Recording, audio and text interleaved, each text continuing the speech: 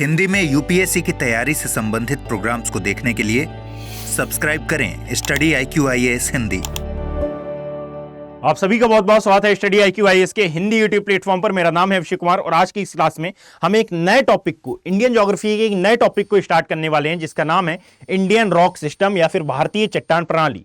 Without any wasting time हम start करें उससे पहले मैं आपके लिए एक इंफॉर्मेशन बता दूं कि 20 जून आने वाला है और यहां पर हिंदी माध्यम के लिए हमने बैचेज स्टार्ट किए हैं। स्टडी IQ ने हिंदी माध्यम के लिए सेपरेट बैचेज स्टार्ट किए हैं, जो कि सुबह 8 बजे से कल अर्थात 20 जून से स्टार्ट होंगे।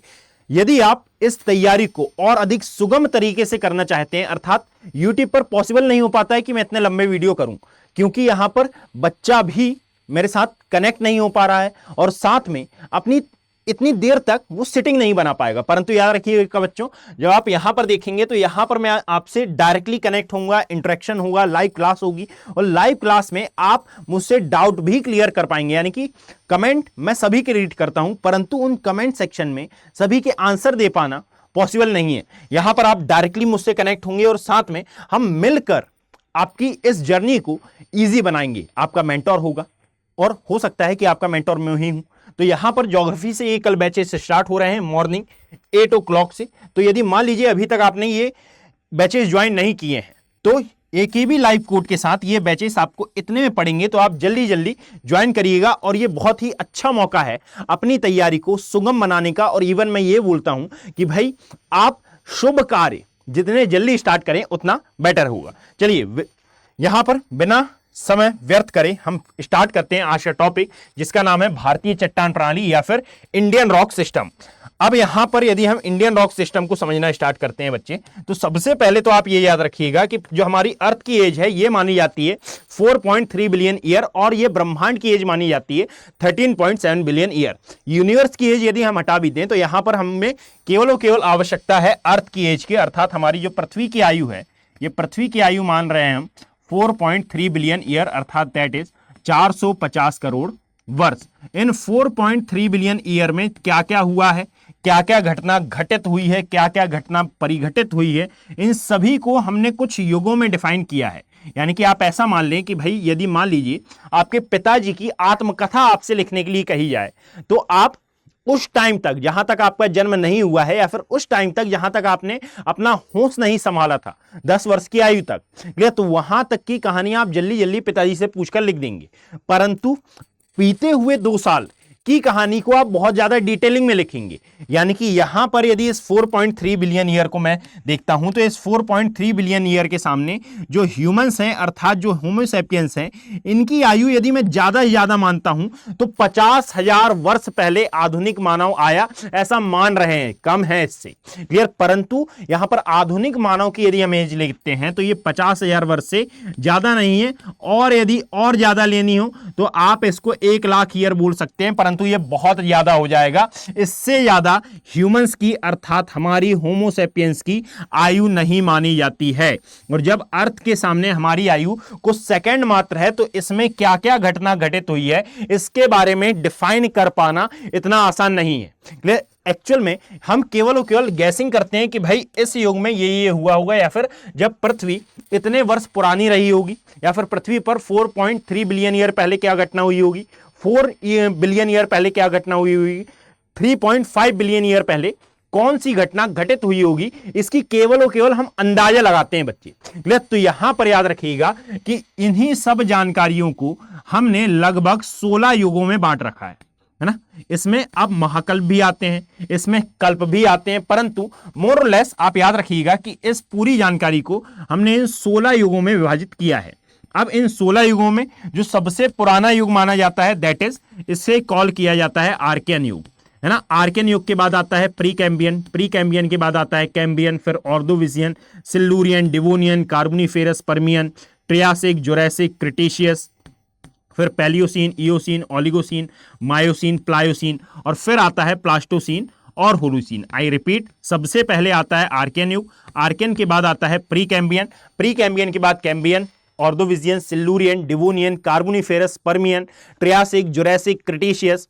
फिर आते हैं हमारे पैलियोसीन, इयोसीन, ओलिगोसीन, मायोसीन और प्लायोसीन, और फिर आता है प्लास्टोसीन और होलोसीन। अब ये जो 16 युग हैं, अब एक्चुअल में यदि आपने काउंट किया होगा तो यहां पर 18 युग हो गए, परंतु याद रखिएगा बच्चे कि यहां पर जब हम प्लास्टोसीन युग की बात करते हैं और साथ में जब हम होलोसीन युग की बात करते हैं तो इन्हें नूतन कल्प कहा जाता है। प्लास्टोसीन और होलोसीन कल्प को नूतन कल्प कहा जाता है, अर्थात ये न्यू युग हैं और ये अभी वर्तमान में चल रहे हैं, है ना। जैसे प्लास्टोसीन युग की जब हम बात करेंगे तो वहां पर एक्चुअल में हिमयुग और अंतरा हिमयुग की बात कही जाती है कि यहां पर हिमयुग और अंतरा हिमयुग प्रारंभ हुआ था।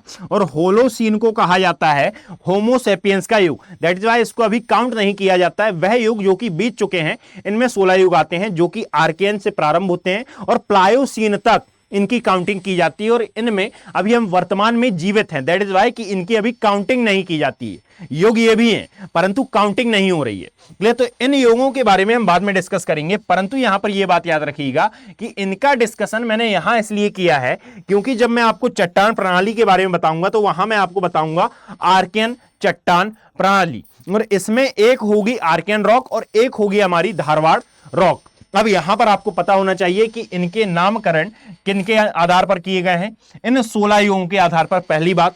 दूसरी बात कि जब आप इन चट्टानों का नेचर निकालते हैं कि भाई ये आग्नेय रॉक है या बेसाल्टिक रॉक है या फिर यह अवसादी चट्टान है या फिर किसी अन्य प्रकार की यह चट्टान है, तो यहां पर आपको मालूम होना चाहिए कि एक्चुअल में इस चट्टान का निर्माण कैसे हुआ और इस चट्टान में यदि कोई सा खनिज पाया जा रहा है तो यह क्यों पाया जा रहा है संबंधित क्षेत्र में। दैट इज वाई कि यहां पर आप याद रखें कि जो हमारी अर्थ की एज है यह है 4.3 बिलियन ईयर और इसमें ह्यूमंस की एज कुछ नहीं है इसके सामने, और यहां पर अर्थ की एज को हमने 16 युगों में डिफाइन कर रखा है, जिसमें सबसे पुराना आता है आर्कियन युग। और आर्कियन युग की यदि मैं बात करूं तो यहां पर क्या प्रारंभ हुआ था, एक लाइन में यदि हम समझने का प्रयास करें तो बच्चे याद रखिएगा कि आर्कियन युग में पृथ्वी ने शीतलन की क्रिया प्रारंभ की थी, अर्थात जो कि हमारी पृथ्वी आग जलता हुआ आग का गोला थी, तो इस आग के गोले में धीरे धीरे शीतलन की प्रोसेस हुई थी। दैट इज वाई कि आर्कियन क्रम को कहा जाता है कि सर यहां पर जिस रॉक का फॉर्मेशन हुआ वह थी एक्चुअल में आग्नेय रॉक, परंतु आर्कियन युग में बनी थी। दैट इज वाई इसे कॉल किया जाता है क्या, आर्कियन रॉक। क्लियर। तो अब एक एक करके इन रॉक्स के बारे में हम समझना स्टार्ट करते हैं, एक एक करके हम रॉक्स के बारे में समझना स्टार्ट करते हैं। उससे पहले अब मैं प्लास्टोसीन पर भी आऊंगा, परंतु उससे पहले हमारा जो टॉपिक है उसको आप समझ लीजिए कि यहां पर मैं लिख रहा हूं इंडियन रॉक सिस्टम या फिर भारतीय चट्टान प्रणाली। तो बेसिकली ये चट्टान प्रणाली होती क्या है, इसके लिए आप ये समझिएगा कि यदि कोई भी रॉक है XYZ, कोई भी चट्टान, जैसे मैंने धारवाड़ की बात कर ली, मैंने कुड़प्पा की बात की, यदि मैंने दक्कन ट्रैप की बात की या फिर हिमालयन रॉक की या फिर अवसादी चट्टानों की मैंने बात की, तो ये सभी चट्टानें किसी ना किसी रॉक सिस्टम का यानी कि किसी ना किसी चट्टान प्रणाली का भाग मानी जाती हैं। दैट इज वाई कि यहां पर मैंने टॉपिक का नाम दिया है भारतीय चट्टान प्रणाली। अब याद रखें कि यहां पर मैं ओल्ड से लेकर न्यू तक जाने वाला हूं, अर्थात मैं ओल्ड से स्टार्ट करूंगा और ओल्ड से चलते हुए मैं यहां पर जाऊंगा न्यू एरिया तक, अर्थात न्यू रॉक तक। तो याद रखिए इनका क्रम आपको हमेशा याद रखना है कि मैं ओल्ड से स्टार्ट कर रहा हूं और यंगेस्ट तक या फिर मैं न्यू तक यहां पर जाने का प्रयास कर रहा हूं। और यदि आपको यह अच्छे से समझ में आ जाता है तो बच्चे मेरी आपसे एक रिक्वेस्ट रहेगी कि आप इन वीडियोस को ज्यादा ज्यादा लाइक करें, अपना पॉजिटिव रिस्पांस दें और इन वीडियोस को ज्यादा ज्यादा शेयर करने का प्रयास करें। इसमें जितना ज्यादा एंगेजमेंट आएगा उतना ही ज्यादा स्टडी IQ की टीम को मोटिवेशन मिलेगा और ऐसे ही कई और अध्याय मैं आप सभी के लिए और आप सभी के समक्ष लेकर प्रस्तुत होता रहूंगा। तो चलिए प्रारंभ करते हैं। और यहां पर मैंने सोचा है ये कि भाई जैसे ही ये इंडियन ज्योग्राफी एंड होती है तो वैसे ही मैं फिजिकल ज्योग्राफी भी यहां पर लेकर आऊंगा। तो बच्चे आप बताइए कि क्या ये सीरीज आपको पसंद आ रही है, और यदि पसंद आ रही है तो क्या हम फिजिकल ज्योग्राफी यहां पर स्टार्ट कर सकते हैं बच्चे। चलिए अब यदि हम यहां पर आते हैं तो सबसे पहले हम ओल्ड की बात करेंगे, ओल्ड से बढ़ते हुए फिर हम न्यू पर आएंगे। और यहां पर मैं पूरा पहले नोट डाउन नहीं करूंगा, एक रॉक को शुरू करूंगा, उसको खत्म करूंगा, फिर मैं दूसरी चट्टान प्रणाली पर आऊंगा। क्लियर। तो यदि हम यहां पर देखते हैं तो सबसे पहली जो प्रणाली आपको देखने के लिए मिलती है दैट इज कॉल्ड, यानी कि ये A नंबर की है, इसे कॉल किया जाता है आर्कियन चट्टान प्रणाली। ठीक है। उससे पूर्व मैं आपको बता दूं यहां पर इसको यदि मैं 2 मिनट के लिए होल्ड करता हूं कि यह है हमारा भारत का मैप।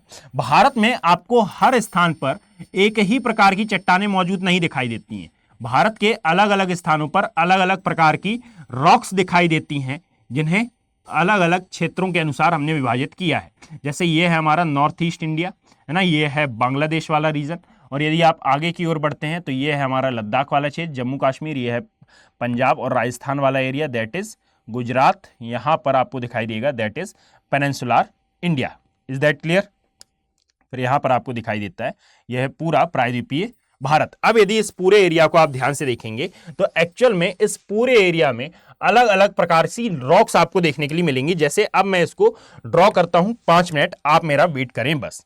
क्लियर? दैट इज यहां पर आपको देखने के लिए मिलती है क्या, ये है हमारी एक्चुअल में ये वाला पार्ट आता है दक्कन ट्रैप की चट्टानों का। इसके नीचे वाला पोर्शन अर्थात जहां पर ये पिंक कलर से मैं ड्रॉ कर रहा हूं, ये वाला क्षेत्र माना जाएगा हमारा पूरा का पूरा आर्कियन क्रम की चट्टानों का।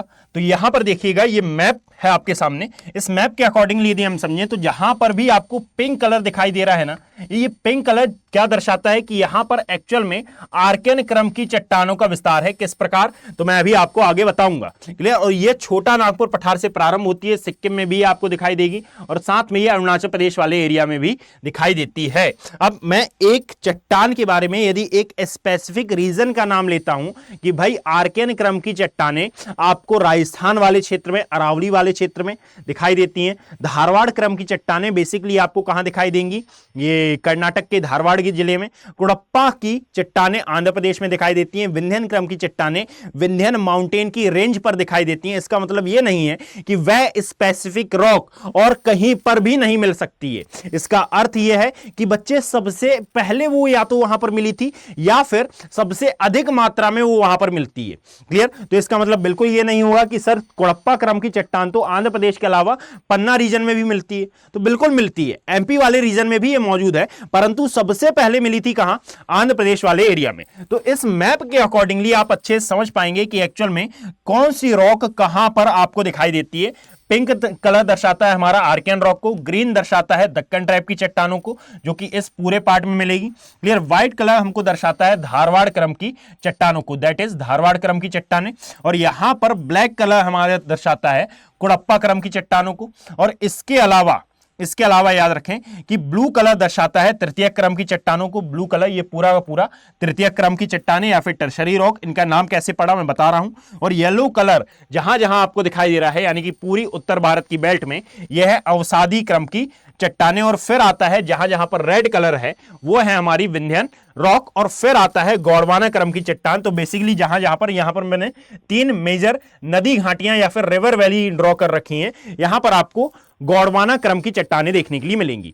अब वापस से शुरू करते हैं, आते हैं हम वापस से अपने उस मैप पर जहां पर हम इन चट्टानों को समझने का प्रयास कर रहे थे। देखिएगा एक बार में यदि हम बोलें तो सबसे पहले जो चट्टान प्रणाली आती है दैट इज कॉल्ड आर्कियन चट्टान प्रणाली या फिर आर्कियन रॉक सिस्टम। और आर्कियन मैंने क्या बताया कि पृथ्वी पर जो सबसे पुराना युग था उसे क्या कॉल किया जाता है, इसे ही कॉल किया जाता है आर्कियन युग। यह पृथ्वी का सबसे पुराना युग। तो यहां पर बनने वाली जो चट्टानें हैं और ये पृथ्वी पर कब मौजूद था, तो याद रखिएगा कि इसकी जो आयु मानी जाती है ये मानी जाती है 4.3 बिलियन ईयर पहले, यानी कि 4 बिलियन ईयर से लेकर 4.3 बिलियन ईयर तक का जो एरिया या फिर जो कालखंड माना जाता है इसे कहा जाता है आर्कियन काल। और ये सबसे पुराना है। तो बट ऑब्वियस है कि यहां पर बनने वाली इस क्रम की चट्टानें सबसे पुरानी होंगी। तो याद रखिएगा कि ये ओल्डेस्ट रॉक्स हैं, ये सबसे पुरानी चट्टानें हैं, सबसे पुरानी रॉक्स यही हैं। तो आर्कियन क्रम की आर्कियन चट्टान प्रणाली में बनने वाली जो रॉक्स थी इनको क्या नाम दिया जाता है। अब इसके अंदर कई रॉक्स आएंगे, यानी कि एक चट्टान प्रणाली के अंदर आपको कई रॉक्स देखने के लिए मिलेंगी, है ना। और इनके नाम क्या आते हैं, तो सबसे पहले तो आपको देखने के लिए मिलेगा, सबसे पहला मिलता है आर्कियन क्रम की चट्टान। और यदि आर्कियन क्रम की चट्टानों की मैं बात करता हूं तो एक्चुअल में इनका फॉर्मेशन, इनका निर्माण कैसे हुआ था, तो याद रखिएगा बच्चों की पृथ्वी जलता हुआ आग का गोला थी और आग के गोले से जब इसमें शीतलन की क्रिया हुई, मतलब कि शीतलन की क्रिया के द्वारा यह बनी थी, तो यहां पर बनने वाली जो चट्टान होगी एक्चुअल में याद रखें कि यह कहलाएगी आग्नेय चट्टान। यह कहलाएगी क्या, आग्नेय चट्टान। अब ये आग्नेय रॉक क्या होती है, तो कुछ नहीं है, ज्वालामुखी का लावा जब ठंडा होता है तो ठंडे होने के क्रम में जिस चट्टान का फॉर्मेशन होता है उसे कॉल किया जाता है क्या, आग्नेय चट्टान। अब यदि यहां पर यह ज्वालामुखी का लावा भीतर ठंडा हो रहा है तो इसे नाम दिया जाता है आग्नेय। और यदि यह धरती से बाहर, धरा से बाहर यह ठंडा हो रहा है तो इसे कॉल किया जाता है क्या, बेसाल्टिक रॉक। बट इसको मैं रफ कर देता हूं, कारण यह है कि यहां पर केवल और केवल एक चट्टान की काउंटिंग की जाती है, वो है आर्कियन क्रम की चट्टान। याद रखिएगा, यदि ज्वालामुखी का लावा पृथ्वी के भीतर, धरा के भीतर ठंडा होता है तो यह है आग्नेय चट्टान, और यदि यह धरती से बाहर आ जाता है और क्षैतिज रूप में कई परतों के रूप में ठंडा होता है तो इसे कॉल किया जाता है बेसाल्टिक रॉक। है यही आर्कियन चट्टान, यानी कि आर्कियन क्रम में, सॉरी आर्कियन युग में इसका निर्माण हुआ तो आर्कियन रॉक इसका नाम पड़ गया। परंतु याद रखें कि मैंने ईयर बताया था आपको कि एक्चुअल में इसका निर्माण हुआ है कब, 4.3 बिलियन ईयर पहले। तो आप बस गैस करिएगा कि 4.3 बिलियन ईयर पहले जिस भी रॉक का फॉर्मेशन हुआ होगा, क्या वो उसी अवस्था में मौजूद आज आपको दिखाई देगी? Answer is no. कारण क्या है कि पृथ्वी पर समय समय पर अपक्षय अपर्दन की क्रिया होती है। अर्थात यदि यहां पर मैं बात करता हूं कि भाई एक रॉक है, ये रॉक कोई सी भी हो सकती है ना, मान लेते हैं हम यहां पर सबसे पहले बनने वाली जो रॉक थी, इसके बारे में मैंने क्या बताया कि दैट इज आग्नेय चट्टान, अर्थात ये थी हमारी आग्नेय चट्टान। अब इस आग्नेय चट्टान में ऐसा तो नहीं होगा ना, या फिर आग्नेय, या फिर आप ले सकते हैं आर्कियन, या फिर बेसाल्ट ले लो, है ना। बस इतना मानो कि इसका निर्माण हुआ था पृथ्वी पर 4.3 बिलियन ईयर पहले, और 4.3 बिलियन ईयर पहले यदि इसका निर्माण हुआ था तो तापमान था पृथ्वी पर, दबाव था, वर्षण हो रहा था, ये सभी नेचुरल प्रोसेस आपको देखने के लिए मिल रही थी। और यदि ये सभी नेचुरल प्रोसेस पृथ्वी पर पहले से मौजूद थी तो याद रखिएगा कि कोई भी रॉक हो, उस रॉक में यदि ताप और दाब का प्रभाव हो रहा है तो ताप और दाब के प्रभाव के परिणाम स्वरूप जो चट्टान बनेगी वो क्या कहलाएगी, दैट इज कहलाएगी हमारी अवसादी चट्टान। क्या बोला मैंने, ताप और दाब के प्रभाव के परिणाम स्वरूप, यानी कि जब ताप और दाब किसी क्षेत्र में या फिर किसी रॉक में लगाया जाता है तो इसके प्रभाव के परिणाम स्वरूप इसमें अपक्षय की क्रिया प्रारंभ होती है, और इस अपक्षय की क्रिया के परिणाम स्वरूप जो चट्टान है वह अपने वास्तविक गुणधर्म में परिवर्तन कर लेती है, और इसे ही कॉल किया जाता है क्या, यह कहलाती है हमारी रूपांतरित चट्टान। यह कहलाएगी हमारी रूपांतरित चट्टान। यानी कि वास्तविक चट्टान कौन सी थी, यह थी आग्नेय चट्टान वास्तविक, और इससे रूपांतरित कौन सी बन गई, यह रूपांतरित बन गई हमारी ताप और दाब के प्रभाव के कारण, है ना। अर्थात इसमें पाए जाने वाले तत्व, इसमें पाए जाने वाले विभिन्न प्रकार के संगठनों में परिवर्तन हो गया। सेकंड आती है कि ये जो आग्नेय चट्टान है, यदि मान लीजिए इसमें जल व वायु द्वारा यदि इसमें अपर्दन किया जाता है, अर्थात जल और वायु के प्रभाव के परिणाम स्वरूप इसमें कोई चेंजेस आते हैं, तो यह चेंजेस के कारण बनती है कौन सी चट्टान, यहां पर आपको बनती हुई देखने के लिए मिलेगी, दैट इज कॉल्ड अवसादी चट्टान। अब कैसे भाई, तो यहां पर मान लीजिए कोई भी रॉक है, उस रॉक के ऊपर से पानी प्रवाहित हो रहा है या फिर हवा चल रही है, वायु प्रवाहित हो रही है, तो इसमें होगा ये कि वायु अपने साथ, जब वायु लगातार प्रवाहित होगी तो यह चट्टान को तोड़ेगी फोड़ेगी, चट्टानों की टूट फूट होगी। और जब यहां पर यदि मान लीजिए पानी प्रवाहित हो रहा है तो पानी अपने साथ अवसादों को लेते हुए प्रवाहित होगा, और जहां पर इस पानी की गति, इस पानी का वेग मंद होगा, उस स्थान पर जाकर यह अवसादों का निक्षेपण कर देगा। तो अवसादों का लेयर बाय निक्षेपण जब होगा, डेपोजिशन जब होगा, तो इस डिपोजिशन के कारण ये सॉलिड फॉर्म ले लेगी, अर्थात सीमेंटेड हो जाएगी, और सॉलिड फॉर्म के कारण जिस रॉक का फॉर्मेशन होगा एक्चुअल में उसे कॉल किया जाएगा क्या, सेडिमेंट्री रॉक या फिर अवसादी चट्टान। तो याद रखिएगा, there are 3 types of rock in whole world. तो यहां पर सबसे पहली आती है आग्नेय चट्टान, आग्नेय के बाद आती है रूपांतरित, और रूपांतरित के बाद आती है अवसादी चट्टान, है ना। अब ऐसा नहीं है कि रूपांतरित का अवसादी में रूपांतरण नहीं हो सकता या फिर परिवर्तन नहीं हो सकता, और अवसादी का इस रूपांतरण में परिवर्तन नहीं हो सकता, और ऐसा भी नहीं है कि इन दोनों का परिवर्तन आग्नेय में नहीं हो सकता। सबकी अपनी अपनी एक प्रोसेस होती है ना, और इस पूरी प्रोसेस को कहा जाता है शैल चक्र, या फिर इसे ही कहा जाता है शैल चक्र। यानी कि ये जो चट्टान है, ये चट्टानें एक दूसरे रूप में भी परिवर्तित हो सकती हैं। इस पूरे सिस्टम को कॉल किया जाता है शैल चक्र। Is that clear? एक मिनट में इसको कंप्लीट कर देता हूं। ऐसा नहीं है कि आग्नेय डायरेक्टली अवसादी में परिवर्तित नहीं हो सकती, परंतु याद रखिएगा कि इसमें इस प्रोसेस में टाइम लगता है। कारण यह है कि जो आग्नेय चट्टान है ये बहुत ज्यादा सॉलिड होती है।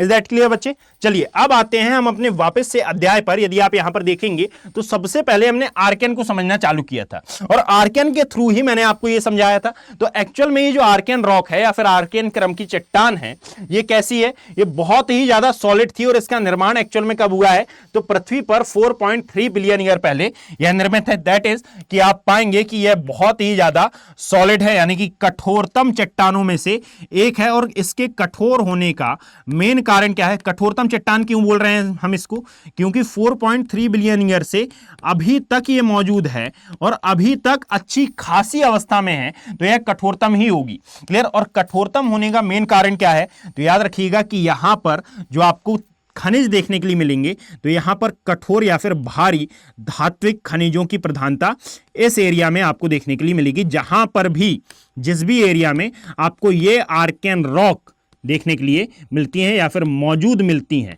अब इसको आप ऐसे समझिएगा कि यदि आप मेरे पूरे वीडियोस देख रहे हैं तो वहां पर आपने देखा होगा कि हमने अरावली माउंटेन के आसपास इस आर्कियन रॉक को समझा था कि अरावली माउंटेन पर एक्चुअल में जो रॉक मिलती है वो है आर्कियन क्रम की चट्टान और एक मिलती है विंध्यन क्रम की चट्टान। और यहां पर पाए जाने वाले धात्विक खनिजों के खनन और उत्खनन के परिणाम स्वरूप ही आज वर्तमान में यह अरावली खतरे में है। और इसी के लिए इस अरावली को बचाने के लिए एक प्रोजेक्ट चलाया जा रहा है जिसको कहा जा रहा है ग्रीन वॉर प्रोजेक्ट। और इसी के तहत गुजरात से लेकर हरियाणा तक की बेल्ट में जहां जहां पर अरावली माउंटेन का विस्तार है, अर्थात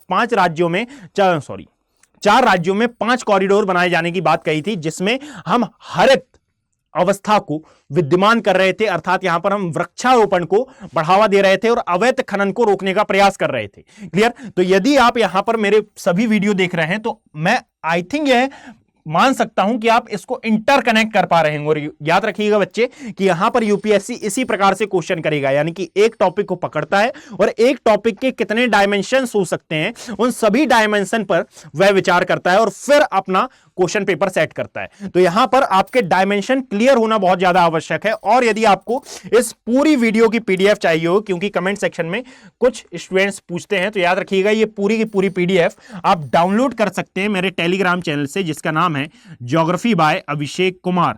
जब आप टेलीग्राम पर सर्च करेंगे, कुछ लोगों का कमेंट आ रहा था कि ये मिल नहीं रहा है सर, तो एक बार सर्च करें, मैं हो सकेगा तो लिंक प्रोवाइड आपको करा दूंगा। Geography bye Abhishek Kumar Telegram channel का नाम है, वहां पर आपको ये इजीली मिल जाएगा, है ना? ना मिले तो आप मुझे कमेंट सेक्शन में मेंशन कर दीजिएगा। और अदरवाइज आप मुझसे कनेक्ट भी हो सकते हैं मेरी मेल आईडी पर, अर्थात a.abhishek.bohre@study.iq, ये मेरी मेल आईडी है। आप यहां पर भी मुझसे पर्सनली कनेक्ट हो सकते हैं इफ यदि आपको सब्जेक्टिव कोई प्रॉब्लम होती है तो। Is that clear? चलिए बच्चे हम आगे आते हैं। यदि हम यहां पर देखें तो याद रखिएगा कि सबसे पहले आई कौन सी? Archaean rock. अब एक बात बताओ कि इसका निर्माण कैसे हुआ था? ज्वालामुखी यानी कि पृथ्वी जलता हुआ आग का गोला थी और आग के गोले से इसमें शीतलन की क्रिया हुई और शीतलन की क्रिया के द्वारा यहां पर फॉर्मेशन हुआ आर्कियन रॉक का। तो पृथ्वी जलता हुआ आग का गोला थी ना, और आग के गोले से जब कोई चीज ठंडी होगी तो आप मुझे बताइए कि क्या यहां पर जीवाश्म पाए जाएंगे? बिल्कुल नहीं पाए जाएंगे। तो याद रखिएगा कि पहला पॉइंट तो यह हुआ कि इसमें भारी धात्विक खनिज पाए जाते हैं। सेकंड कि यहां पर आपको जीवाश्म की प्रधानता नहीं देखने के लिए मिलेगी, दैट इज कि यह जीवाश्म रहित चट्टान है, अर्थात यहां पर जीवाश्म किसी भी कंडीशन में आपको मौजूद दिखाई नहीं देंगे। क्लियर? अब यदि यहीं पर हम लेते हैं तो इसी आर्कियन रॉक सिस्टम में या फिर इसी आर्कियन चट्टान प्रणाली में आपको दूसरी रॉक भी देखने के लिए मिलती है, दैट इज कॉल्ड क्या? इसे कहा जाता है धारवाड़ क्रम की चट्टान या फिर धारवाड़ रॉक। तो सेकंड इसमें आती है धारवाड़ रॉक। और यदि बात करें धारवाड़ क्रम की चट्टान की तो याद रखिएगा कि यह अवसादी भी है, यह आग्नेय चट्टान भी है और यह अवसादी चट्टान भी देखने के लिए मिलेगी। और यदि आज वर्तमान में हम बात करते हैं तो यह आर्कियन रॉक वास्तविक चट्टान थी और वास्तविक से इसका रूपांतरण हुआ था, दैट इज वाई कि यह आज आपको देखने के लिए मिल रही है कायांतरित चट्टान। परंतु यहां पर यह जो धारवाड़ है, याद रखें कि यह आग्नेय भी है ना, यह आग्नेय चट्टान भी है और आग्नेय के साथ साथ यह अवसादी चट्टान भी है। आग्नेय व अवसादी रॉक या फिर अवसादी चट्टान, दोनों ही प्रकार की यह रॉक है। Is that clear? अब आप मुझे बताइए कि क्या यहां पर भी, जब ये भी आग्नेय चट्टान है, तो क्या यहां पर भी आपको जीवाश्म मिलेंगे? नहीं मिलेंगे, है ना। अर्थात यहां पर जीवाश्म रहित यह चट्टान है। और सेकंड बात कि इसका नाम धारवाड़ क्रम की चट्टान क्यों पड़ा है? क्योंकि यहां पर कर्नाटक का, जस्ट अ सेकेंड, नहीं तो यहां पर स्पेस फिल हो जाती। अब देखो, जिस क्रम में मैं यहां पर लिख रहा हूं उसी क्रम में मैं नेक्स्ट स्लाइड में भी लिख रहा हूं, यानी कि आपको कंफ्यूज नहीं होना है कि भाई अब मैं कैसे समझूंगा। तो जैसा मैंने पीछे लिखा है, जैसा मैंने पीछे नोट डाउन किया, यानी कि इस स्लाइड में मैं अब इसी के नेक्स्ट वाली स्लाइड में यहीं से लिखना चालू कर रहा हूं। क्लियर? तो यदि आप यहां पर देखें तो सबसे पहले तो जीवाश्म रहित चट्टान है। सेकंड बात कि जब आप देखेंगे तो इसका नाम धारवाड़ क्यों पड़ा? क्योंकि याद रखिएगा कर्नाटक का एक जिला है, कर्नाटका का एक जिला है, बेसिकली इसे कॉल किया जाता है धारवाड़, ना। कर्नाटक का जिला है धारवाड़। और ये धारवाड़ किस लिए जाना जाता है, अब आई थिंक आप मुझे अच्छे से बता पाएंगे, और मैं कमेंट सेक्शन में इसका आंसर भी आपसे एक्सपेक्ट कर रहा हूं, क्योंकि मैंने यहां पर कर्नाटक के मैदान वाले क्षेत्र में आपको बताया था कि एक्चुअल में यह धारवाड़ जिला मेनली किसके लिए फेमस है। तो आप मुझे कमेंट सेक्शन में बताएं बच्चे कि यह मेनली किसके लिए जाना जाता है, यदि आप मेरे सभी वीडियोस को वॉच कर रहे हैं तो। क्लियर? अब यहीं पर आपको याद रखना होगा कि नॉट ओनली धारवाड़, इसके अलावा भी कुछ क्षेत्र हैं जहां पर ये रॉक्स पाई जाती है। जैसे कर्नाटक की ही यदि हम बात कर रहे हैं तो कर्नाटक के कुछ जिले यहां पर आ जाएंगे, जैसे कि बेलारी में भी यह रॉक मौजूद आपको दिखाई देती है। और शिमोगा यहां पर मुख्य रूप से मिलती है, अर्थात यहां पर सबसे पहले मिली थी कहां? कर्नाटका वाले एरिया में, और उसी के आसपास वाले एरिया में यहां पर भी यह रॉक देखने के लिए मिलती है। और याद रखें कि यह रॉक भी, यह चट्टान भी मेनली जानी जाती है किसके लिए? तो यह चट्टान भी मेनली जानी जाती है धात्विक खनिजों की प्रधानता के लिए, यानी कि यहां पर भी आपको धात्विक खनिज भर भर के देखने के लिए मिलेंगे। और इवन सबसे प्रॉस्पेरियस रॉक की यदि हम बात करते हैं तो याद रखिएगा यही है धारवाड़ क्रम की चट्टान। सबसे प्रॉस्पेरियस रॉक अर्थात सबसे समृद्ध चट्टानें भी यही मानी जाती हैं। कारण यह है इनमें सोना भी मिलता है, इनमें तांबा भी मिलेगा, इनमें टंगस्टन भी आपको देखने के लिए मिलता है। तो यदि इंडिया की सबसे प्रॉस्पेरियस रॉक या फिर सबसे समृद्ध चट्टानों की हम बात करते हैं तो याद रखें कि यह आती है धारवाड़ क्रम की चट्टान। और इस रॉक से निकाला जाता है गोल्ड अर्थात सोना, और यह कर्नाटक की कोलार और हट्टी की खानों से मेनली आपको निकलता हुआ देखने के लिए मिलेगा। यानी कि वो केजीएफ मूवी तो आपने देखी होगी, है ना। वो केजीएफ मूवी में इसका सीन बताया जाता है। तो यहां पर दो खाने हैं, एक आती है कोलार व हट्टी की खानों से यहां पर सोना निकाला जाता है, इसका खनन किया जाता है। इज दैट क्लियर बेटा? तो ये मेनली जानी जाती है किसके लिए? इन सभी धात्विक खनिजों के से भरपूर मात्रा के लिए पहचानी जाती है। सेकंड बात कि ये तो हुआ हमारा कौन सा? आर्कियन चट्टान प्रणाली वाला चैप्टर। आर्कियन के बाद आपको दूसरा स्टेज यहां पर देखने के लिए मिलेगा, अर्थात यहां पर सेकंड नंबर की जो चट्टान प्रणाली आती है इसे कॉल किया जाता है बेसिकली पुराना चट्टान प्रणाली। जस्ट अ सेकेंड, इसे कहा जाता है पुराना। यस, इसका नाम पुराना है। हिंदी और इंग्लिश दोनों में आप इसे पुराना ही नाम देते हैं, पुराना चट्टान प्रणाली या फिर पुराना रॉक सिस्टम। ठीक है, हिंदी में भी यही नाम आता है और इंग्लिश में भी यही नाम आता है।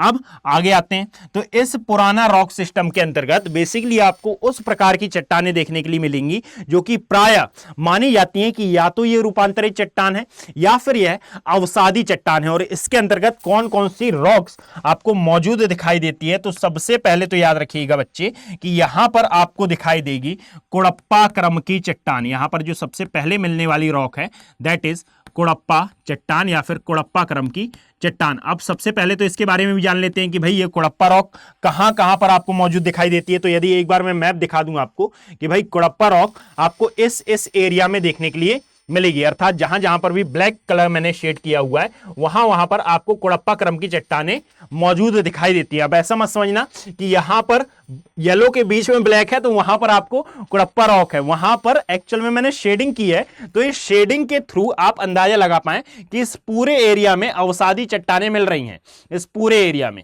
क्लियर? और ये एरिया कौन सा है? तो यही है नॉर्थ इंडियन प्लेन अर्थात उत्तर भारत का विशाल मैदान वाला क्षेत्र। यदि आपने यह वाला वीडियो देखा हो तो आप बेटर तरीके से इसको अंडरस्टैंड कर पाएंगे कि राजस्थान से लेकर ये आसाम घाटी तक के क्षेत्र में विस्तृत आपको दिखाई देता है। चलिए आगे बढ़ते हैं। तो यहां पर दो प्रकार की चट्टानें मिलेंगी। सबसे पहला तो आया क्या, कुड़प्पा क्रम की चट्टान। और यदि बात की जाए कुड़प्पा रॉक की, तो याद रखें कि आज वर्तमान कंडीशन में यदि हम बात करें तो आज का जो आंध्र प्रदेश है, इस आंध्र प्रदेश का एक जिला है जिसका नाम है क्या, कुड़प्पा।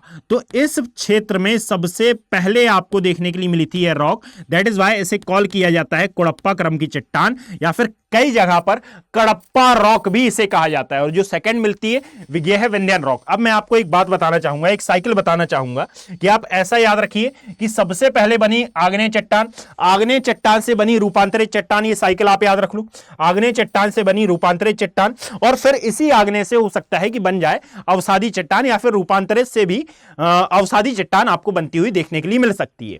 परंतु यहां पर इंपॉर्टेंट बात यह है बच्चे कि जब आप इस चट्टान को देखेंगे, यानी कि किसी भी रॉक की यदि आप बात करते हैं, मान लेते हैं कि एक आग्नेय चट्टान थी। अब आग्नेय चट्टान में जब अपक्षय और अपर्दन की क्रिया हुई, तो अपक्षय अपर्दन की क्रिया के परिणाम स्वरूप याद रखें कि सबसे पहले यहां पर बना क्या, चौक, है ना, यहां पर बना चौक। और जब इस चौक में ताप और दाब का प्रभाव आया, इस चौक में जब ताप और दाब का प्रभाव आया, तो यही चौक परिवर्तित हुआ किसमें, चूना पत्थर में। यही चेंज हुआ चूना पत्थर में, अर्थात दैट इज लाइम स्टोन। ठीक है, और जब इस चूना पत्थर में ताप और दाब के प्रभाव के परिणाम स्वरूप परिवर्तन आया, तो यही बना क्या, मार्बल।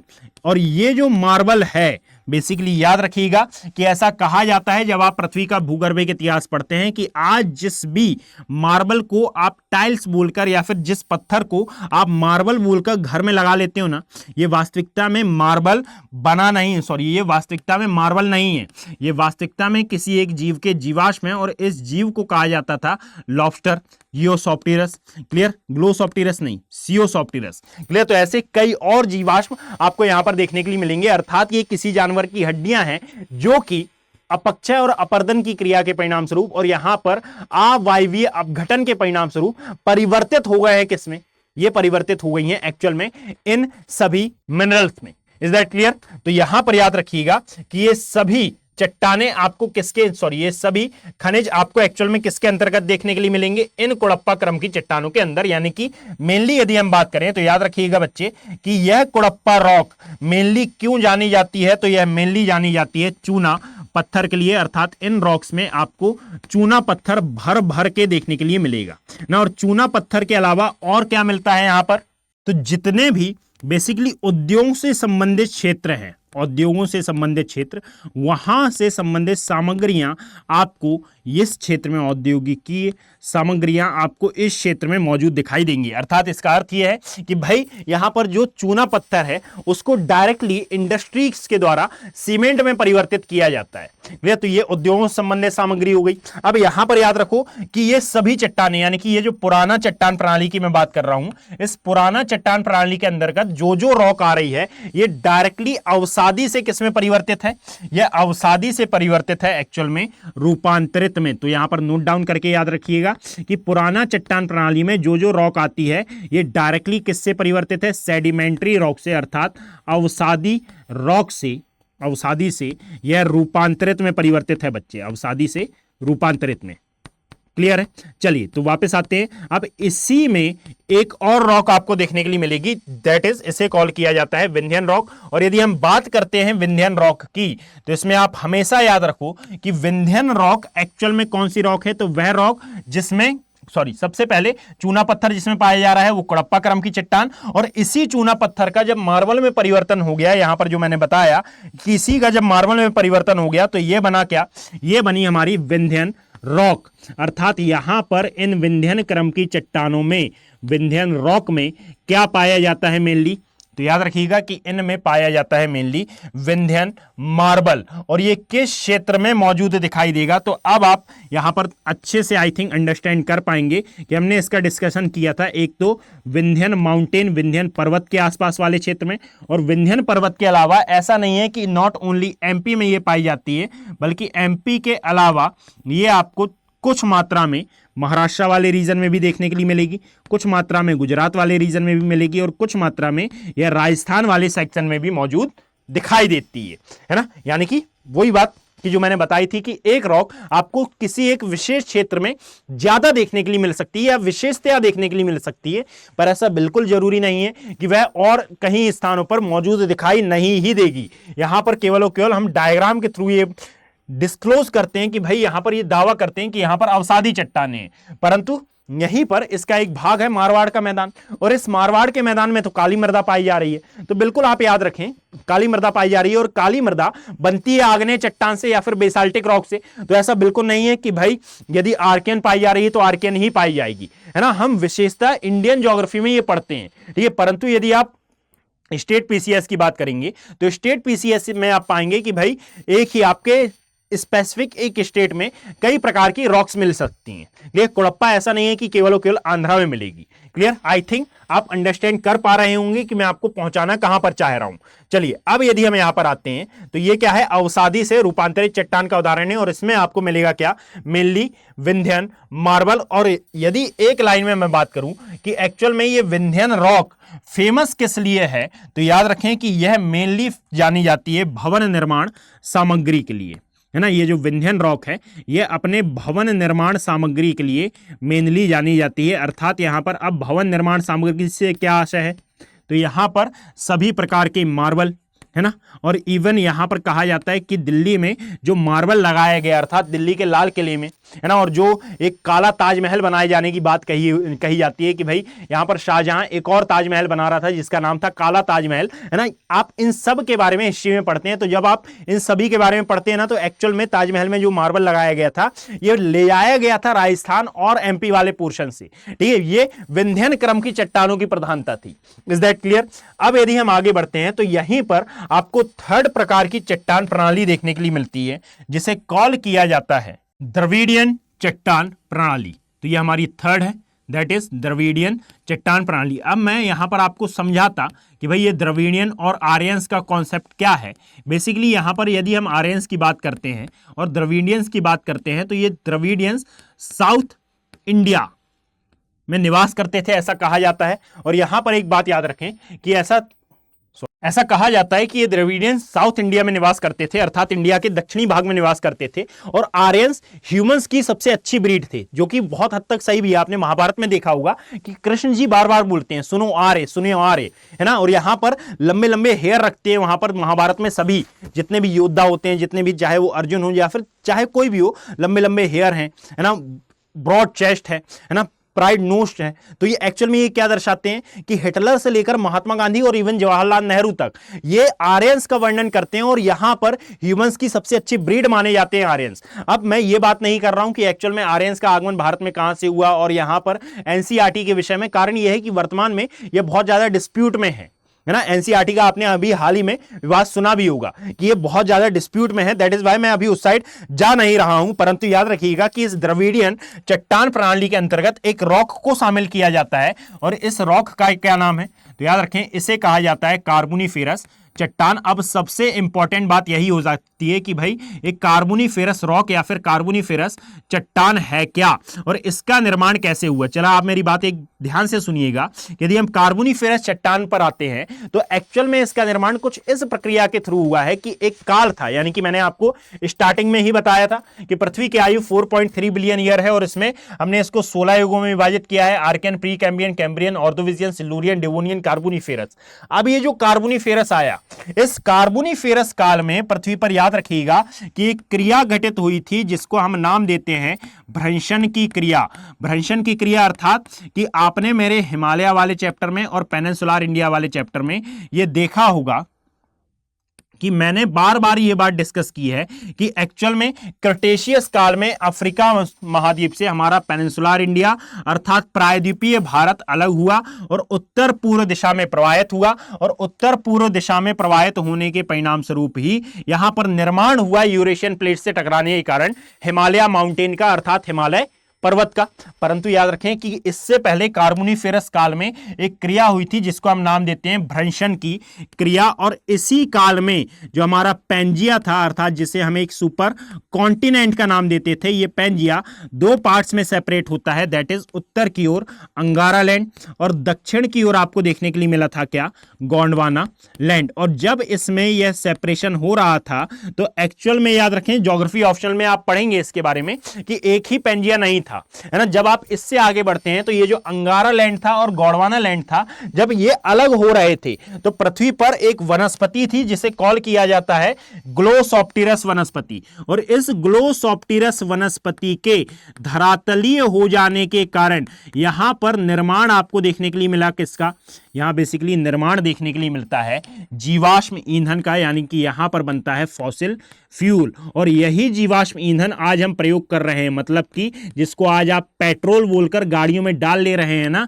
ये वास्तविकता में किसी ना किसी वनस्पति, ये क्या थी, एक प्रकार की वनस्पति बहुत ऊंची, यानी कि आप इमेजिन करिए कि 500-600 मीटर ऊंची वनस्पति थी। ये भ्रंशन की क्रिया हुई तो ये पूरी की पूरी धरातलीय हो गई, अर्थात जमीन के अंदर चली गई, और फिर अलग अलग स्थानों के आधार पर इसमें अलग अलग चीजों का, अलग अलग प्रकार के खनिजों का यहां पर निर्माण देखा गया। जैसे कि यहां ग्लोसॉप्टेरस वनस्पति ही, यदि मैं आपके सामने एक क्वेश्चन पुट करता हूं कि यदि ग्लोसॉप्टेरस वनस्पति ही धरातलीय हुई थी और पूरे विश्व में यह धरातलीय हुई थी, तो आपको अलग अलग स्थानों पर अलग अलग प्रकार की चीजें क्यों विद्यमान दिखाई देती हैं। जैसे यूएसए में आपको नेचुरल गैसेज ज्यादा मिलेंगी, जैसे यदि आप पाते हैं कि भारत वाले सेक्शन में, और यदि आप चाइना वाले सेक्शन को देखें तो यहां पर आपको कोयला ज्यादा देखने के लिए मिलेगा। यदि आप अरब प्रायद्वीप चले जाते हैं तो यहां पर आपको क्या ज्यादा देखने के लिए मिलता है, बेसिकली जो कच्चा तेल है ये ज्यादा देखने के लिए मिलता है। तो आप मेरी बात एक ध्यान से सुनिएगा कि यहां पर दैट इज, इसे कॉल किया जाता है,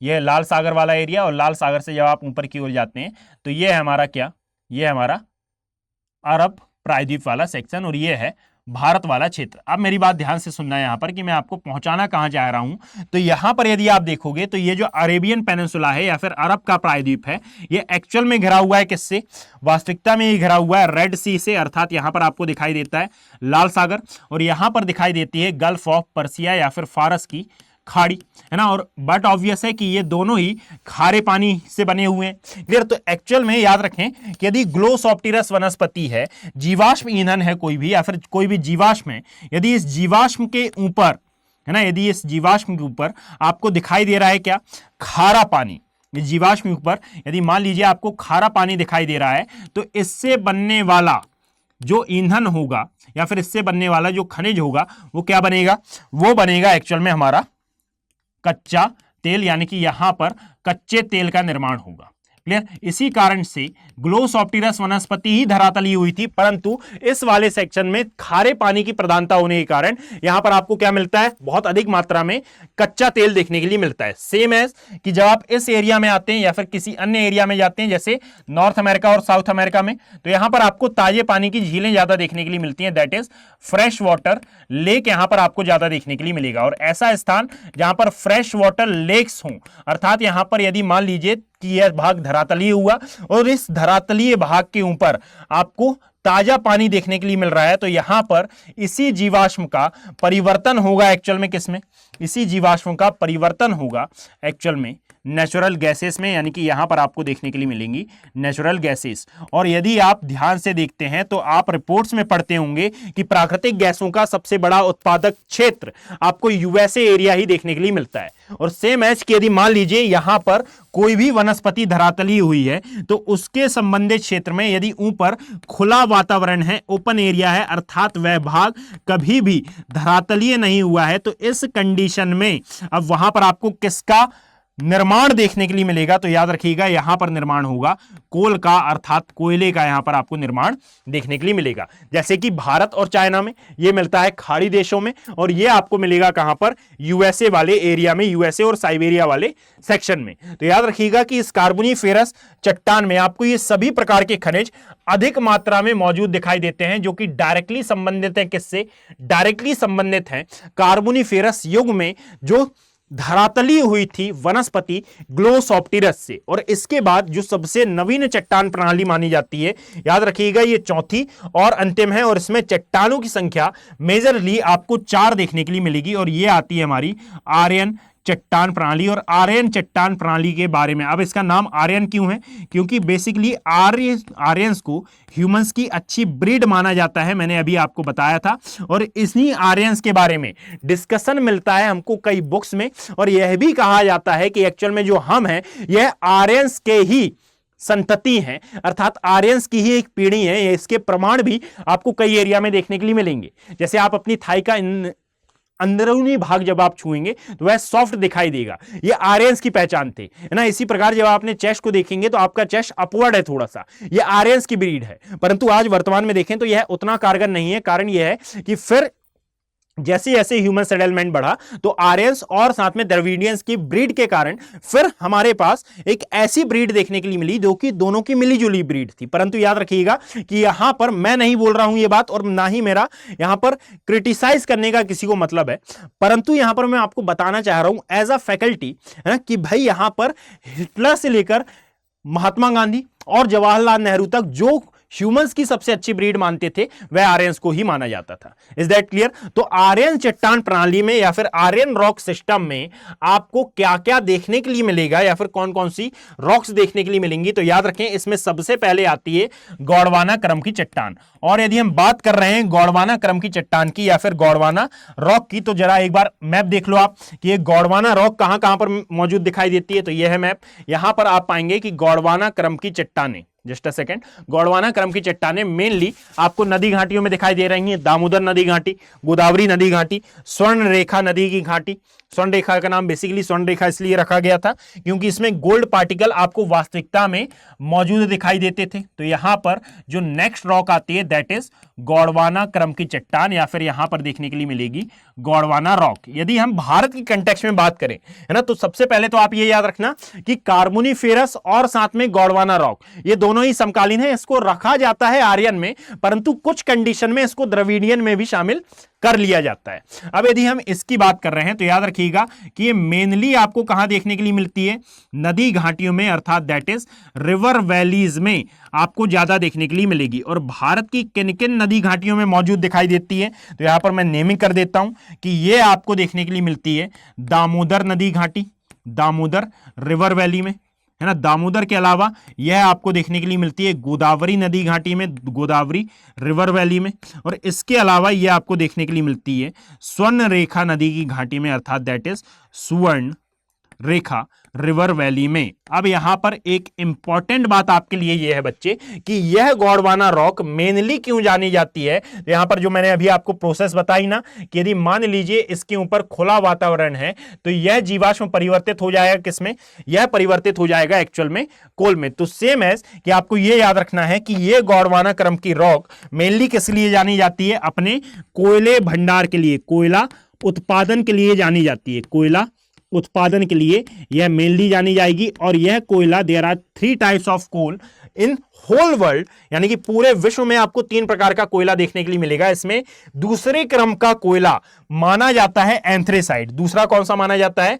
एंथ्रेसाइट कोयला, और सॉरी बिटुमिनस प्रकार का कोयला। एंथ्रेसाइट सबसे उच्च कोटि का कोयला माना जाता है। तो एक्चुअल में ये जो बिटुमिनस प्रकार का कोयला है यह मिलता है आपको भारतीय क्षेत्र में, और यही इसी का भंडार करता है, यानी कि लगभग भारत में उत्पादित होने वाला 90% कोयला बिटुमिनस का है। एंथ्रेसाइट बहुत ही कम मात्रा में आपको मौजूद दिखाई देता है। यह है गोंडवाना। और गोंडवाना के पश्चात आपको एक और रॉक यहां पर देखने के लिए मिलती है दैट इज कॉल्ड, इसे कहा जाता है दक्कन ट्रैप की चट्टानें, या फिर इसे कहा जाता है दक्कन ट्रैप की रॉक। अब ये दक्कन ट्रैप क्या है, आई थिंक आप बेटर तरीके से अंडरस्टैंड कर पाएंगे। कारण यह है कि मैंने इस दक्कन ट्रैप के बारे में पेनिनसुलर इंडिया, हिमालय वाले चैप्टर, इन सभी में बताया था। और क्या डिस्कस किया था कि यह है हमारा अफ्रीका महाद्वीप, यहां पर आपको दिखाई देता है दैट इज अफ्रीका महाद्वीप। और इस अफ्रीका महाद्वीप से जब हमारा पेनिनसुलर इंडिया अलग होता है और साथ में यह नॉर्थ ईस्ट डायरेक्शन की ओर कुछ इस प्रकार से प्रवाहित हो रहा था, तो यह प्रवाहित होते होते, अर्थात ये किसके समीप जा रहा था? यूरेशियन प्लेट के समीप जा रहा था, जिसे एशियन प्लेट भी कई बार कॉल कर लिया जाता है। तो यूरेशियन प्लेट की ओर जाते हुए यह एक हॉटस्पॉट के ऊपर से प्रवाहित हुआ, और ये हॉटस्पॉट क्या कहलाता है, तो इसे बेसिकली कॉल किया जाता है रीयूनियन हॉटस्पॉट। और इस रीयूनियन हॉटस्पॉट पर अधिकार है किसका, आज वर्तमान कंडीशन में यदि हम बात करें तो अधिकार है आज फ्रांस का।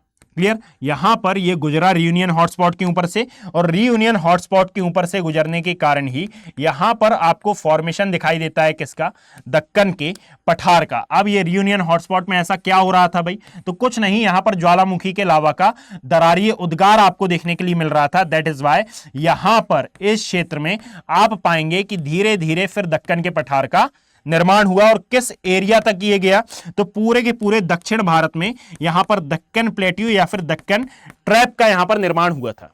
इज दैट क्लियर, तो यहां पर ये प्रोसेस हमने पहले ही डिस्कस कर ली थी। यहां पर याद रखिएगा कि यह दक्कन ट्रैप की चट्टान मेनली आपको कहां दिखाई देती है, तो मेनली दक्कन प्लेट्यू या फिर दक्कन के पठार पर आपको दिखाई देगी। और यह दक्कन पठार आता कहां पर है, तो ये मेजरली आपको दिखाई देता है, मेनली आपको दिखाई देता है महाराष्ट्र वाले सेक्शन में, परंतु पूरे के पूरे दक्षिण भारत के पठार को या फिर दक्षिण भारत को हम दक्कन के पठार का ही विस्तार मानते हैं। इसी का विस्तार है मालवा पठार, इसी का है मारवाड़ पठार या फिर जिसे मेवाड़ पठार के नाम से जाना जाता है, इसी का दंडकारण्य है, इसी का बस्तर पठार है, इसी का कर्नाटका पठार है ना। ये सभी पठार इसी दक्कन के पठार के ही विस्तार माने जाते हैं। परंतु याद रखिएगा कि आज वर्तमान में कंडीशन अलग हो गई है, अर्थात बहुत लंबे समय अंतराल से ये निर्मित है। दैट इज वाई कि यहां पर अब आपको इसका अपभ्रंशित रूप या फिर परावर्तित रूप भी देखने के लिए मिलेगा। ठीक है, तो याद रखें कि ये दक्कन ट्रैप की जो रॉक्स हैं, ये दक्कन ट्रैप्स की रॉक आपको मेनली महाराष्ट्र वाले सेक्शन में देखने के लिए मिलती हैं। और मेनली ये क्यों जानी जाती हैं, तो याद रखें अब यहां पर मुख्यतः रॉक कौन सी आ जाएगी या फिर चट्टान कौन सी आ जाएगी, तो ये बनेगी हमारी बेसाल्टिक चट्टान या फिर बेसाल्टिक रॉक। अब यहां पर 2 बार बेसाल्ट चट्टान आ गई है, यानी कि एक आ गई है आर्कियन में और एक आ गई है किसमें, एक आ गई है हमारी आर्यन चट्टान प्रणाली में। परंतु इनमें अंतर यह है कि ये यंग है। दक्कन ट्रैप की चट्टानों में जो बेसाल्टिक रॉक पाई जा रही है ये यंग है और वो ओल्ड है, वो सबसे पुरानी है, आर्कियन क्रम की चट्टान है। और ये वाली कैसी है, ये सबसे यंग है। दैट इज वाई कि इसको हमने बहुत नवीन की कैटेगरी में रखा है। इसके बाद आपको एक और रॉक देखने के लिए मिलेगी, that is called Himalayan rock या फिर हिमालयन चट्टान। अब ये हिमालयन चट्टान क्या है, तो याद रखें कि हिमालयन क्षेत्रों में अर्थात ओलिगोसीन काल, ठीक है, फिर से पृथ्वी के युग पर जाएं और पृथ्वी के युगों में जो ओलिगोसीन काल है इसको आप देखें। इसके बारे में मैं फिजिकल ज्योग्राफी यदि आपको स्टार्ट करनी हो, ये यदि आपको ये सीरीज पसंद आ रही हो तो हम फिजिकल ज्योग्राफी स्टार्ट करेंगे, वहां पर हम बहुत डिटेल में इन सभी बातों के बारे में डिस्कस करेंगे। इज दैट क्लियर, तो आप मुझे कमेंट सेक्शन में बताएं बच्चे कि वाकई में आपके लिए यह पूरी सीरीज नॉलेजेबल हो रही है, और यदि नॉलेजेबल हो रही है तो क्या आप फिजिकल ज्योग्राफी का कंटेंट यहां पर चाहते हैं। मैं इंडियन ज्योग्राफी खत्म होने के बाद फिर उसको स्टार्ट कर दूंगा। तो यदि आप हिमालयन चट्टानों के बारे में डिस्कस करें तो याद रखिएगा इसका निर्माण माना जाता है ओलिगोसीन काल में, और यह चट्टानें मेनली जानी जाती हैं किसके लिए, अपने धात्विक खनिजों के लिए, या फिर मैं यूं बोलूं कि कच्चे तेल के भंडार के लिए। याद रखें कि भारत के पास भी, यूएसए ये दावा करता है कि भारत के पास विश्व में सबसे अधिक, यानी कि हम ये मानते हैं कि खाड़ी देशों के पास और साइबेरिया के पास बहुत अधिक मात्रा में कच्चा तेल है, परंतु यूएसए ये दावा ठोकता है कि हिमालयन क्षेत्रों में भारत के पास इससे ज्यादा कच्चा तेल है, परंतु वो उपयोग नहीं करता है। भारत इसका उत्तर देता है कि हां हमारे पास है, परंतु हम उपयोग नहीं कर पा रहे हैं, कारण यह है कि हमारे पास टेक्नोलॉजी नहीं है। यूएसए इसका उत्तर देता है कि आप ही की एक कंपनी है ओएनजीसी का विदेश लिमिटेड ओवीएल, ये सऊदी अरेबिया और साइबेरिया में जाकर अन्य देशों के लिए तेल का उत्पादन कर रहे हैं, और आप बोल रहे हैं टेक्नोलॉजी नहीं है। भारत इसका उत्तर देता है कि सर यहां पर आपके पास भी ऐसे कई और भंडार हैं, तो आप उपयोग करना चालू करिए, हम उपयोग करना चालू कर देंगे। तो यहां से एक जियोपॉलिटिकल पॉइंट ऑफ व्यू निकल कर आ जाता है। याद रखें कि यहां पर हम बात कर रहे हैं कि हर वो देश जिसके पास खनिज तेल या फिर जीवाश्म ईंधन है या फिर ऐसे संसाधन हैं जो कि पृथ्वी पर अनवीकरणीय ऊर्जा स्रोत के उदाहरण हैं, अर्थात नवीकरणीय तो हैं परंतु उनको बनने में बहुत ज्यादा टाइम लगेगा। तो इसके लिए सभी देश यूज करते हैं एक्चुअल में नो फर्स्ट यूज पॉलिसी का, और यहां पर यह कोई गलत बात नहीं है, परंतु याद रखिएगा कि यहां पर कोई भी देश मुंह से यह नहीं बोलता है कि हां हम यूज करते हैं, we are using no first use policy, परंतु करते सभी हैं, चाहे वो यूएसए हो, चाहे भारत हो, इवन चाहे वो पाकिस्तान हो, नो फर्स्ट यूज पॉलिसी का यूज सभी करते हैं। तो यहां पर हिमालयन रॉक के अंतर्गत आपको जीवाश्म ईंधन भर भर के देखने के लिए मिलेगा, परंतु हम निकालते क्यों नहीं है, हम क्यों खरीदते हैं साइबेरिया से, वो भी महंगे दामों में, है ना, सॉरी सऊदी अरेबिया से, वो भी महंगे दामों में, क्योंकि एक्चुअल में भारत यूज करता है नो फर्स्ट यूज पॉलिसी का। Is that clear? चलिए आगे आते हैं, और यदि आगे आप एक और रॉक को देखेंगे तो यहां पर अब आपको देखने के लिए मिलेगी एक लास्ट, जिसे कॉल किया जाता है बेसिकली अवसादी चट्टान या फिर अवसादी रॉक। अब आई थिंक मुझे बताने की जरूरत नहीं है कि यहां पर अवसादी चट्टान कहां पर मिलती है ना। तो यदि आपने अंडरस्टैंड कर पाया हो कि एक्चुअल में हमारे पास जो हिमालयन रीजन है या फिर हमारे पास जो हिमालयन क्षेत्र है, इन हिमालयन क्षेत्रों के नीचे वाले पोर्शन में, इन हिमालयन क्षेत्रों के नीचे वाले एरिया में आपको क्या देखने के लिए मिलेगी, यह हिमालयन रॉक देखने के लिए मिलती है। क्लियर? ये पूरा का पूरा हिमालयन रीजन है। इस हिमालयन रीजन की यदि हम बात करें तो इसका जो पर्वत पदीय क्षेत्र है, अर्थात दैट इज आप इसके नीचे वाले एरिया की यदि आप बात कर रहे हैं तो इसके नीचे वाले एरिया में आपको क्या देखने के लिए मिल सकती है, हिमालयन रॉक देखने के लिए मिलेगी, सॉरी अवसादी चट्टानें देखने के लिए मिलेंगी। और इसका कारण क्या है, क्योंकि इस एरिया से बेसिकली कई नदियां ओरिजिनेट होती हैं, और ये नदियां ओरिजिन लेते हुए जब इस क्षेत्र में आती हैं तो अपने द्वारा लाए हुए अवसादों का डेपोजिशन इस भाग में करती हैं। तो यहां पर किसका निर्माण होता है, यहां पर निर्माण आपको देखने के लिए मिलेगा अवसादी चट्टानों का। और कहां पर मिल सकता है, तो जहां पर ये नदियां अपने डेल्टा का निर्माण करती हैं, अर्थात दैट इज डेल्टाई क्षेत्र, यहां पर भी आपको निर्माण देखने के लिए मिल सकता है अवसादी चट्टानों का। तो मेनली मैंने मैप में यही शो किया है कि एक्चुअल में ये मेनली कहां पर दिखाई देती है, पूरे के पूरे नॉर्थ इंडियन प्लेन में, अर्थात पूरे के पूरे उत्तर भारत के विशाल मैदान में। और यदि आप नीचे आते हैं तो ये डेल्टाई क्षेत्र है, डेल्टाई क्षेत्रों में भी ये चट्टानें आपको मौजूद दिखाई देती हैं। क्लियर? तो ये था आपका पूरा का पूरा चट्टानों वाला चैप्टर, जिसमें हमने 4 चट्टान प्रणाली के आधार पर लगभग भारत में मौजूद 8 से 10 चट्टानों के बारे में वर्णन किया। यदि आपको वीडियो पसंद आ रहा है और आपको ये पीडीएफ डाउनलोड करनी है तो आप geography bye Abhishek Kumar Telegram channel है मेरा, आप वहां पर ज्वाइन हो सकते हैं और यहां से आप ये पूरे नोट्स बना सकते हैं। मेरी आपसे रिक्वेस्ट रहेगी कि आप इस पूरे वीडियो को 2 बार अवश्य देखें। 2 बार देखने का मतलब कि ये वीडियो आपको याद हो जाएगा, है ना, यदि आप इस वीडियो को डेडिकेटेड तरीके से, अच्छे से, सुयोग्य तरीके से देखते हैं। तो यदि वीडियो पसंद आया हो तो इसे लाइक करें, अपना पॉजिटिव रिस्पॉन्स दें और इस वीडियो को ज्यादा ज्यादा शेयर करें, शेयर करना ना भूलें। धन्यवाद। हिंदी में यूपीएससी की तैयारी से संबंधित प्रोग्राम्स को देखने के लिए सब्सक्राइब करें स्टडी IQ IAS हिंदी।